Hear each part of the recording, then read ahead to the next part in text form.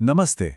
आज की कहानी भारत के एक कोने से है, लेकिन इसकी गूंज हर जगह सुनाई दे सकती है। ये कहानी है शिक्षकों के संघर्ष की, कुछ अधूरे वादों की और उसकी जो कीमत चुकानी पड़ती है, उसकी। चलिए समझते हैं इसे। तो ये पूरी कहानी एक नंबर से शुरू होती है। एक ऐसा नंबर जो आपको एक पल के लिए रुकने पर मजबूर कर देगा। 18 सिर्फ एक नंबर नहीं है ये एक गिनती है। एक बहुत ही दुखद गिनती। तो आखिर ये नंबर है क्या? ये किस चीज का आंकड़ा है? और सच काफी चौंकाने वाला है। ये उन 18 शिक्षा मित्रों की संख्या है जिनकी सिर्फ अक्टूबर 2025 मतलब एक ही महीने में मौत हो गई। और यही वो आंकड़ा है जो हमें इस कहानी की गहराई में ले जाता है। तो सवाल उठता है कि ये शिक्षा मित्र आखिर हैं कौन और क्यों इनकी कहानी इतनी जरूरी है? चलिए समझते हैं। शिक्षा मित्र मतलब आप इन्हें पैरा टीचर या असिस्टेंट टीचर समझ सकते हैं। ये उत्तर प्रदेश के प्राइमरी एजुकेशन सिस्टम की कह सकते हैं रीढ़ की हड्डी हैं।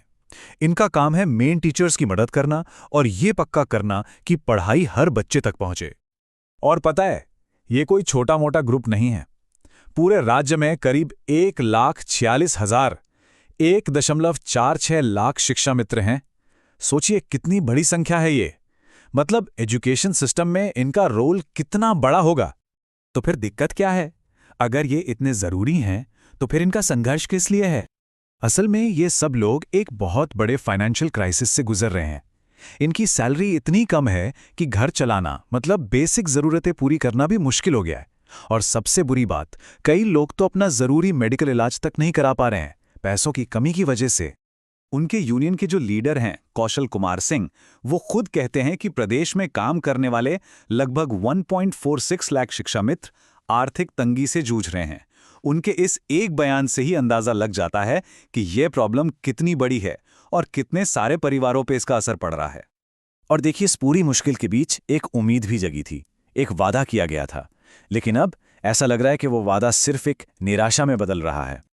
इस पूरी कहानी का जो सबसे अहम हिस्सा है ना, वो इस टाइमलाइन में है। देखिए, 5 सितंबर को टीचर्स डे के दिन मुख्यमंत्री ने भरोसा दिलाया था कि सैलरी जल्द ही बढ़ाई जाएगी।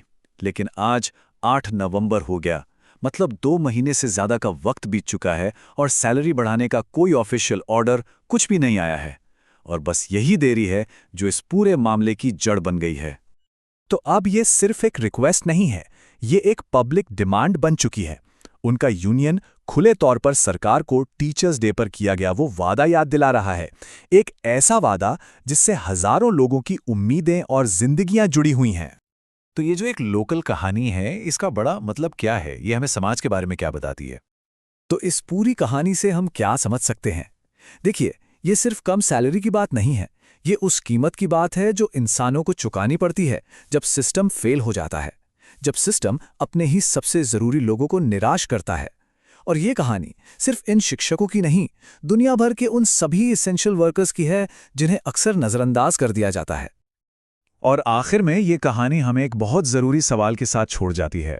सोचिए, अगर जो लोग हमारे बच्चों को पढ़ा रहे हैं, अगर उन्हें ही अपने गुजारे के लिए लड़ना पड़े, तो ये हमारे एजुकेशन सिस्टम और हमारे समाज के भविष्य के बारे में क्या बताता है?